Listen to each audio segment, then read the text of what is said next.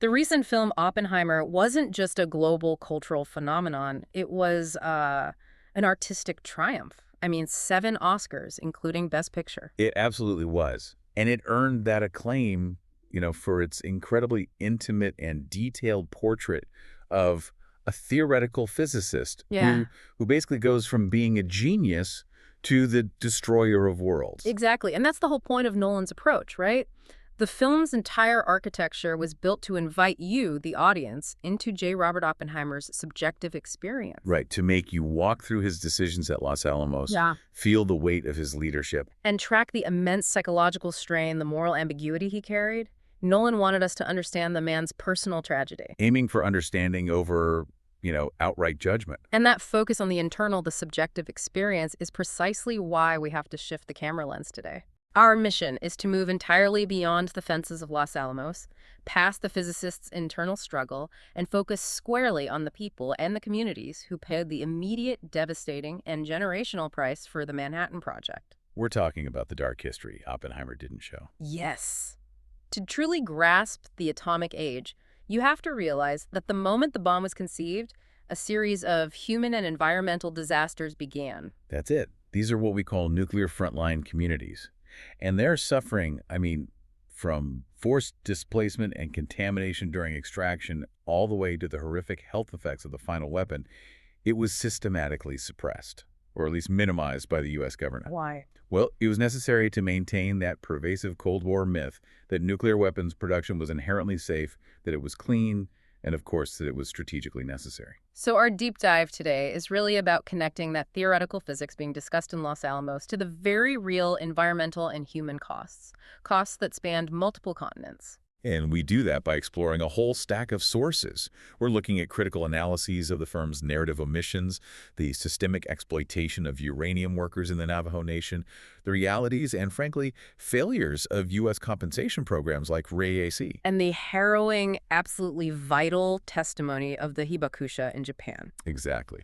So we have to start with the film's structure itself. It really was a masterpiece of detailed filmmaking, exploring vulnerability, leadership, that whole classical Prometheus myth, stealing fire and suffering for it. Right. Nolan used color for Oppenheimer's subjective, troubled perspective, and then black and white for the more objective exterior view. Emphasizing this idea that he was a man truly suffering under an immense weight of shame and guilt. But that very decision, that choice to focus so intensely on Oppenheimer's personal guilt, created 2 major historical omissions that critics and historians immediately flagged. Okay. The first omission relates to the end product, and the second one relates to the project's very beginning. Let's start with the consequence then. The film, in its exploration of the bomb's potential, entirely omits the most direct victims, the people of Hiroshima and Nagasaki. It does. And critics noted that the film treated those victims instead as a profound absence, or maybe, an indictment by silence. Which is a fascinating cinematic choice, but it also raises a really difficult question. Fix that. Does focusing so exclusively on the internal suffering of the perpetrator, the man of ambition, functionally sanitize the scale of the destruction his creation wrought? That's the question. By turning the story inward, the film avoids the necessary gaze outward at the thousands who burned instantaneously or died these lingering, agonizing deaths in the months that followed. Right, and that intentional omission, it starts right at the beginning, at Los Alamos itself. If you remember the dialogue in the film, the location was depicted inaccurately. Yeah, it's portrayed as this isolated place containing only an old boys' school and some Indian burial grounds. A sandy, empty place, just perfect for secrecy. And that cinematic depiction of desolation, while it's really convenient for the film's claustrophobic atmosphere, it completely glosses over a far more complex and violent reality. The displacement. The displacement of people who had been living and working on that land for generations. Los Alamos was emphatically not a sandy nothingness. To build that secret city, historical records confirm that the government forcibly displaced 30 Native American families and 24 Hispanic homesteaders. And a ranch, too. All from the Pajarito Plateau's South Mesa, starting in 1942. And this displacement was conducted under the intense secrecy and, let's be honest, the coercive power of the military during wartime. Absolutely. The government seized the land outright, and then they set the compensation price based purely on their own military appraisal. Which naturally many of the property owners considered far, far too little. Of course. And the process itself was deeply flawed. I mean, it was coercive. A lot of these homesteaders primarily spoke Spanish. Right. And the government officials who were dealing with the seizures, they often communicated only in English. Which creates this profound language barrier. I mean, how could a family object or negotiate or even understand the legal ramifications of what was happening if they can't communicate with the people holding the paperwork? You can't. And the cloak of secrecy made the coercion absolute. Our sources detail these instances where families were forced out at gunpoint without any proper explanation as to why their land was suddenly being taken. Their livelihoods were just destroyed overnight. Livestock were shot or simply let loose, ending years of ranching and farming operations instantly. It's important to note, though, that this injustice didn't go completely ignored forever. Justice was severely delayed, but it did come in a small way. Decades later, right? Decades. In 2004, Congress finally established a $10 million fund to pay back those homesteaders. It was an effective admission that the original compensation offered during the seizure was insufficient and unjust. But we also have to consider the downstream effects of this. While their land was taken, many members of the Hispanic American and Indigenous communities, they later returned to Los Alamos. Out of economic necessity. Exactly. They came back to work as low-paid labor janitors, maids, construction workers. And they were handling radioactive and contaminated materials at the facility without ever being informed of the true long-term health risks. They were now economically dependent on the very project that displaced them. So, if the film focuses on the genius and his tragedy, is that functionally sanitizing the initial imperial action that was necessary to violently clear the land, exploit the labor, and establish the secrecy required for that genius to operate? I think that's the core critical question, yeah. It raises this important point. How did the exclusivity of the decision-making process, which was overwhelmingly dominated by older white men in the 1940s, how did that enable this systemic injustice? The exclusion of the affected communities was a major factor. It was. The exclusion of the indigenous and Hispanic populations allowed for this kind of environmental racism and injustice to just flourish, hiding the immense harm and risks of toxic and radiation exposure that were central to creating the bomb. And the land seizure wasn't the only local harm. I mean, for many downwinders who lived in the sparsely populated areas surrounding the Trinity Test site in New Mexico, that explosion on July 16, 1945, it truly seemed like the end of the world. And no civilians were warned that the test was happening. The mushroom cloud, an event completely foreign to human experience at the time, was visible up to 200 miles away. So people within that 50-mile radius were immediately exposed to radioactive fallout. It contaminated their water supply, their crops, their livestock. Yet for decades, no serious studies or treatment were ever conducted by the government regarding their health. All to protect the classified program. Exactly. And it's so important to keep that context. The immediate, unwarned exposure coupled with the forcible land displacement in mind as we transition.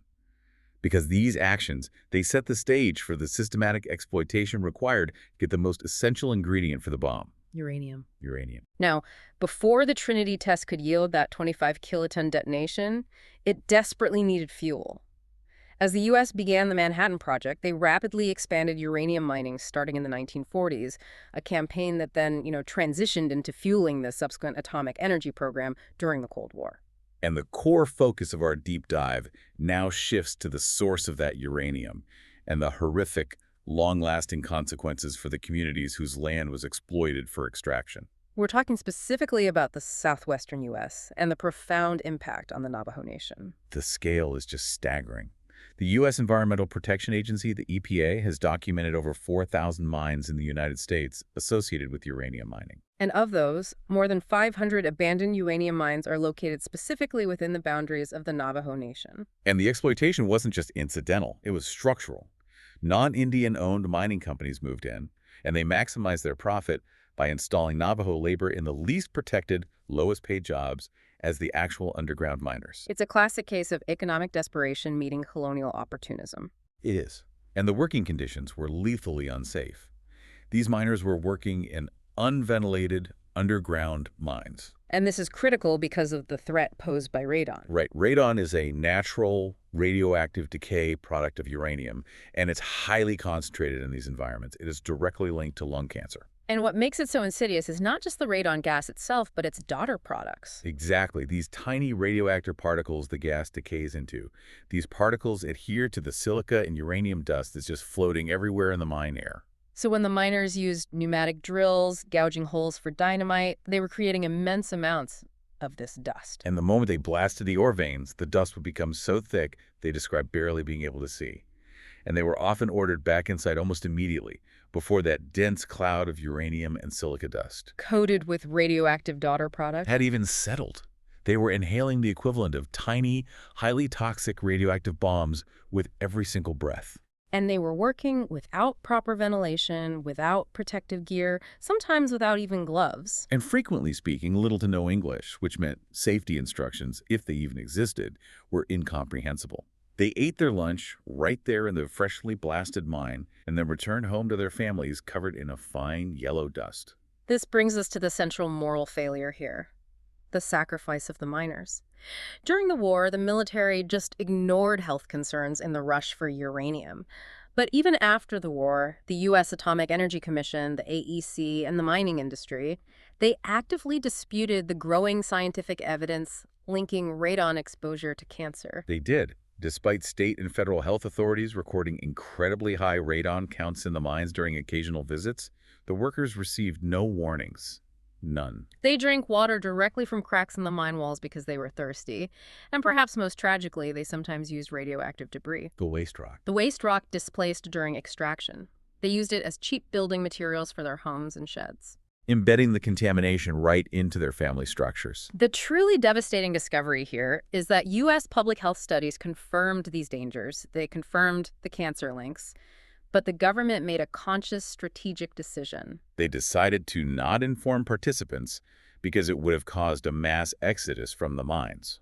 Think about that ethical violation. It's unbelievable. What? The government knew the danger, and rather than halting operations or protecting the workers, they chose secrecy to ensure production continued. And the study that documented all this devastation was then used only to set regulatory health standards for future workers. Long after the damage was done to the Navajo generation that mined the fuel for the Cold War arsenal, Perry H. Charlie, whose family suffered immeasurably, stated it very clearly. He said his people were sacrificed as guinea pigs. The details of that sacrifice are just heartbreaking. Perry H. Charlie's father, Harris Charlie, he died from respiratory failure fibrosis of the lung, a disease the Navajo community had no previous experience with. And Harris was fired from the mine as soon as he became too sick to work. Wow. His medical records revealed a cumulative exposure of 1,192 working level months, or WLMs. Can you explain that concept, a working level month? Sure. It's the measurement used to quantify cumulative exposure to radon decay products in the lungs. And that number, 192 WLMs, is staggering. Why? Because today, the U.S. limits exposure to less than 4 WLMs per year for safety. Wait, less than 4 a year? It's hard to even wrap your head around that scale. It is. That means Harris Charlie experienced the equivalent of 298 years of exposure under modern standards. All compressed into a single, relatively short working life. It wasn't an accident. It was a systemic result of government knowledge paired with willful denial and exploitation. And this tragedy continues today. It's fundamentally altered the health and longevity of the Navajo Nation. One CDC study found that 27% of Navajos have high levels of uranium in their urine. That's a rate more than 5 times higher than the U.S. population as a whole. They continue to suffer augmented rates of cancer, birth defects, and kidney disease. So if the mining extraction itself wasn't enough, we have to talk about the long-term legacy of the waste. The Church Rock disaster of 1979. And it happened on July 16th, the exact same day and hour as the original Trinity Test, 34 years prior. The irony is, it's chilling. And the U.S. Geological Survey recognizes the collapse of the earthen dam at the United Nuclear Corporation Church Rock uranium mill as the largest accidental radioactive release in the entire United States. That dam failure released 1,000 tons of radium-laced tailings. Which is the sandy, granular debris left over after extracting the uranium. Right, and 93 million gallons of radioactive wastewater into the Rio Puerto. This toxic sludge flowed 80 miles downstream past Navajo homes and livestock areas. And you have to consider the scale of the immediate contamination.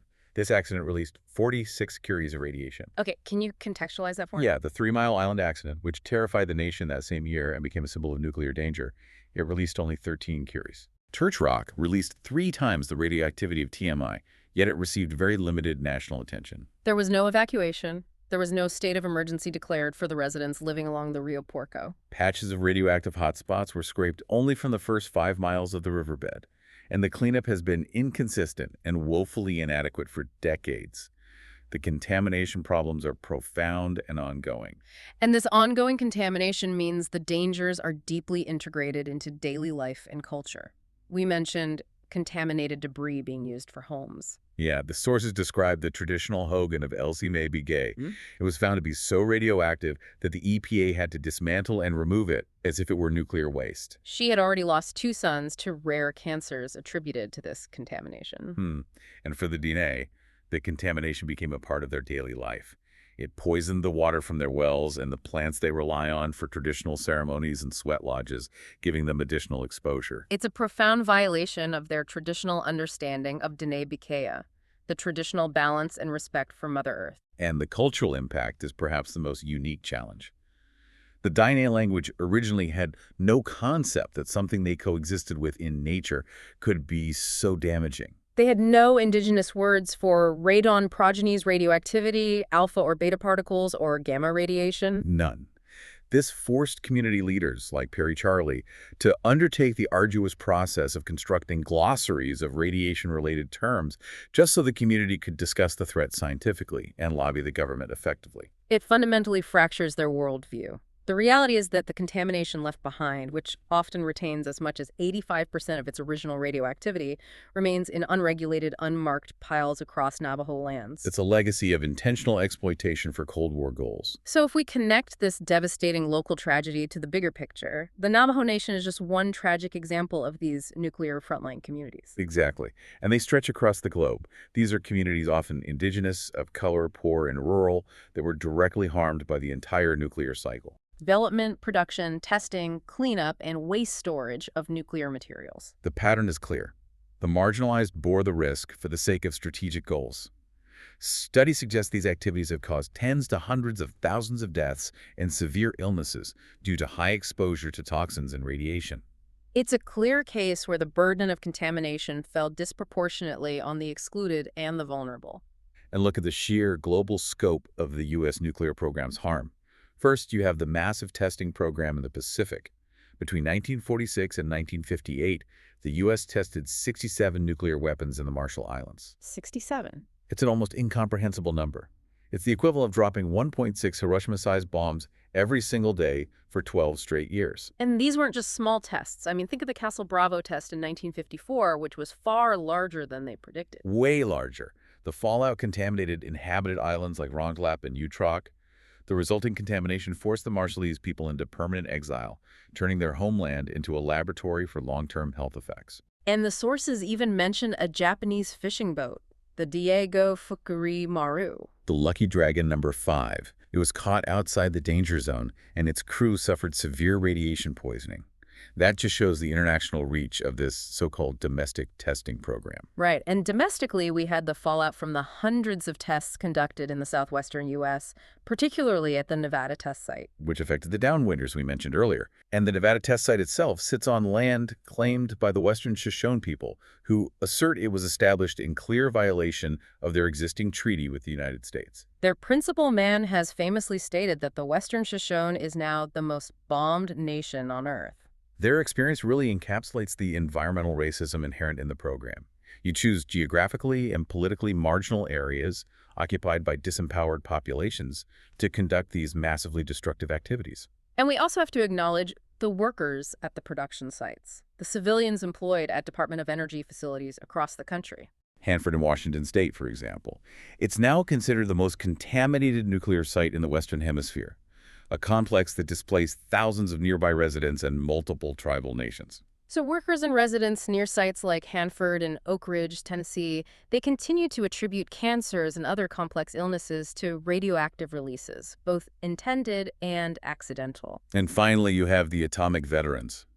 Over 550,000 U.S. service members who were exposed to radiation during their military service, either in testing zones or handling contaminated equipment. And these individuals were often sworn to secrecy, so they were left dealing with debilitating physical and mental health consequences alone for decades, struggling to get recognition from the military they served. So this widespread, undeniable harm eventually led to a legislative attempt at partial restitution in the U.S. Congress. The Radiation Exposure Compensation Act, RECA. Right. It was signed into law in 1990 after years of political agitation, often led by groups like Just Moms, STL, fighting contamination near processing sites, and the tireless advocacy of the miners' widows. What's unique and important about RECA is that it was designed as a non-adversarial statute. Right. Which means the claimants do not have to endure the nearly impossible task of proving medical causation in court. They only have to establish a diagnosis of a compensable disease after working or residing in a designated location for a specific period of time. It was a way for the government to admit a moral responsibility and offer some financial relief without the long, costly, and painful process of litigation. The effectiveness of RECA has been debated, for sure, but its structure represents a legislative acknowledgement of harm. And RECA has seen recent significant activity. The One Big Beautiful Bill Act, or OBBA, enacted in July 2025, it reauthorized and substantially expanded the eligible populations. And it set a final deadline for all claims of December 31st, 2027. This expansion is huge because it retroactively includes victims who were previously ignored. So let's break down the main compensation categories. Okay, first you have downwinders, who were exposed during atmospheric tests in designated areas like New Mexico and parts of Utah. They receive a $100,000 lump sum. Second, on-site participants. Those service members or civilians present at atmospheric tests conducted before 1963, they also receive a $100,000 lump sum. And the uranium workers. The uranium workers we discussed at length, the miners, mill workers, and ore transporters, also a $100,000 lump sum. The recent legislative expansion also added compensation for individuals affected by Manhattan Project waste contamination. This category is vital for understanding the whole cycle of production. It is. It applies to people who lived, worked, or attended school for at least 2 years after 1949 in specific zip codes across Missouri, Tennessee, Alaska, and Kentucky. Can you clarify why those states are included? They aren't the primary mining or testing sites. Right. This covers areas where radioactive materials were processed, stored, or transported. So in Missouri, you had contamination from waste generated at the Mallinckrodt Chemical Company, which processed uranium. And that waste was improperly dumped throughout the St. Louis area, affecting local communities. And Oak Ridge, Tennessee was a primary processing site. Exactly. So this compensation acknowledges that the harm didn't stop at the mine shaft. And the payment structure for this category is different. It is. Living individuals get the greater of $50,000 or their total documented out-of-pocket medical expenses, while deceased survivors receive $25,000. But despite the intent of restitution, RECA has historically been rife with challenges and barriers. Rooted in what our sources call cultural ignorance. The requirements were built around a mainstream American experience that often didn't apply to the communities that were most harmed. Absolutely. For instance, the ceremonial use of tobacco among certain indigenous populations made non-smokers ineligible for certain lung cancer claims because the government criteria couldn't distinguish ceremonial use from habitual smoking. And the lack of official documentation like birth or marriage certificates was a constant issue in rural and indigenous communities, often hampering otherwise valid claims. The silver lining, if there is one, is that the massive popular attention generated by Oppenheimer directly encouraged legislative action. It did. It helped push the U.S. Senate to approve key amendments that expanded coverage, especially for New Mexico downwinders. Popular culture shone light on these forgotten front lines and created real political pressure. But regardless of how much domestic compensation is provided to American citizens, it still doesn't address the ultimate international consequence of the bomb: the intentional use of the weapon in Japan. We shift now to the intended targets of the Manhattan Project's creation. The film chose silence, forcing the viewer to project the outcome, but the testimonies of the hibakusha speak volumes about the physical, social, and psychological devastation wrought by the bombs. The hibakusha are the Japanese survivors of the atomic bombings of Hiroshima on August 6, 1945, and Nagasaki 3 days later. Their existence is the direct, chilling realization of Oppenheimer's theoretical creation, and their survival is a story of profound endurance. The destruction was instantaneous and overwhelming. In Hiroshima, approximately 78,000 of the 350,000 residents died instantly. And 3 days later in Nagasaki, 40,000 of the 240,000 citizens were killed instantly. By the end of 1945, the total death toll reached 210,000 people across both cities, dying from initial blast injuries, heat, and radiation sickness. The survivors described agonizing physical effects of acute radiation poisoning in the days and weeks that followed. They reported throwing up black bubbles, seeing their stomachs turn black and blue, vomiting blood clots, and watching massive internal hemorrhaging. This acute phase then gave way to long-term chronic illness. Massively augmented rates of leukemia, thyroid disease, and other lasting cancers. Women suffered high rates of miscarriages and sterility. What compounds this tragedy is the behavior of the occupying U.S. forces after the war, specifically regarding the Atomic Bomb Casualty Commission, the ABCC. This commission was established, at least on paper, to study the effects of radiation. But the ABCC immediately adopted a posture of research without treatment. They used tens of thousands of survivors as research subjects, monitoring the progression of their diseases in minute detail. But they provided no treatment. None. Even when experts discovered that survivors had potentially life-threatening illnesses, the ABCC didn't disclose the information or offer help. They chose instead to monitor the diseases for scientific data rather than applying medical ethics. So it sounds less like humanitarian aid and more like a long-term, unethical scientific study designed to quantify the damage of the new weapon. That's precisely how the hibakusha and later historians viewed it. The Japanese government was initially prohibited by the U.S. occupation from studying the effects themselves, creating a knowledge vacuum where the survivors were seen as specimens rather than patients deserving of care. The visceral accounts from survivors are just. They're necessary to truly understand the scale of the horror.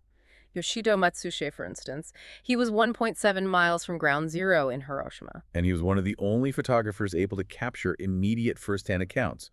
Only 5 of his photographs developed in the end. He recounted seeing junior high school girls who had been mobilized to evacuate buildings suffering direct heat exposure. He described them as covered with blisters the size of balls, with their skin hanging down like rugs. He saw burns even on the soles of their feet, because they had run barefoot through the raging fire.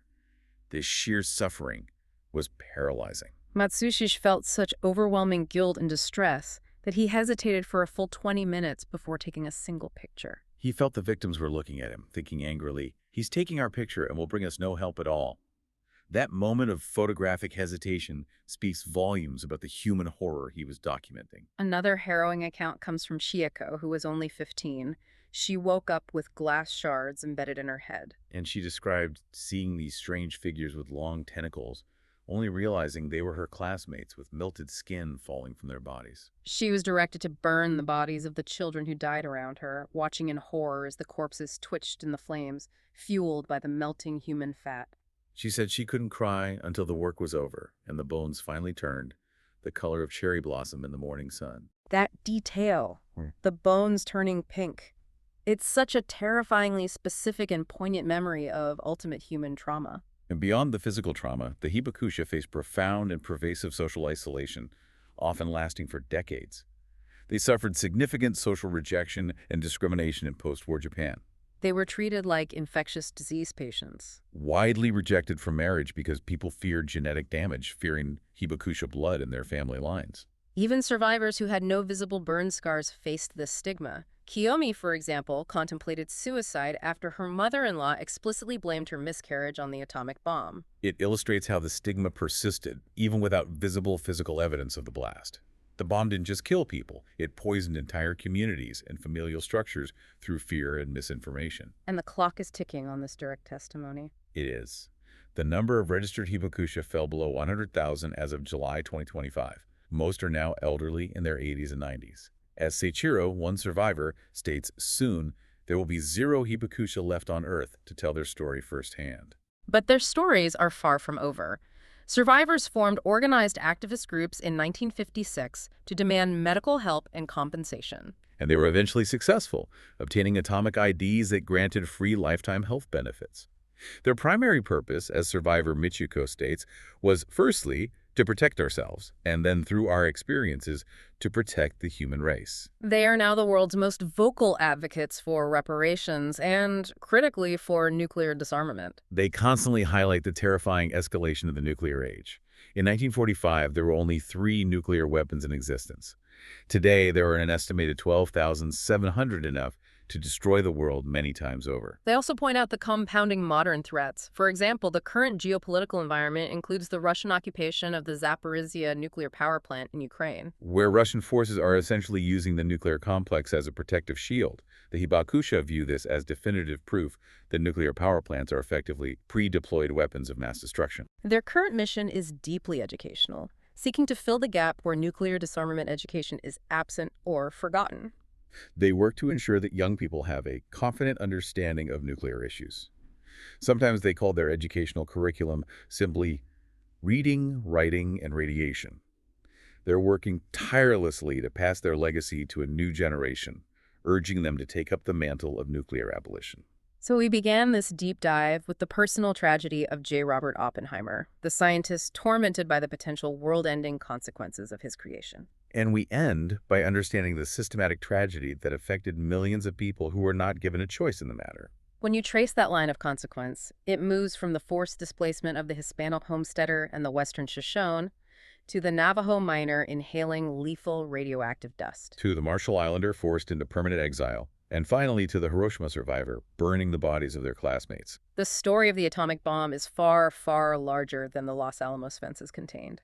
And the decades of suppression of information, the denial of known health risks, and the systemic multi-generational suffering endured by the nuclear frontline communities, both domestic and international, these are the true hidden costs that followed the moment Oppenheimer unleashed his power. The debt is immense. So what does this all mean? The advocacy of the Hibakusha is rooted in this powerful belief that the danger constituted by nuclear weapons is greater now than at any time in our history. When we look at the historical pattern of secrecy, denial, and inadequate compensation seen in the U.S., particularly the exclusion barriers still present in RECA, you combine that with the stories of suffering from Japan, we realize the true weight of Oppenheimer's final fear. That he started a chain of events that could one day destroy the world. Exactly. And that brings us to our final provocative thought for you to explore. The Treaty on the Prohibition of Nuclear Weapons, or TPNW, was adopted by the UN in 2017, and it explicitly frames nuclear weapons as abhorrent to the principles of humanity. Crucially, it includes a global mandate to assist victims and remediate contaminated environments.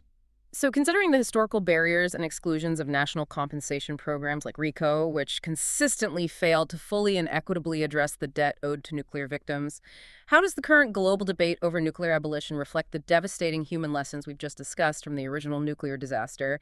And how does TPNW aim to correct those historical failings?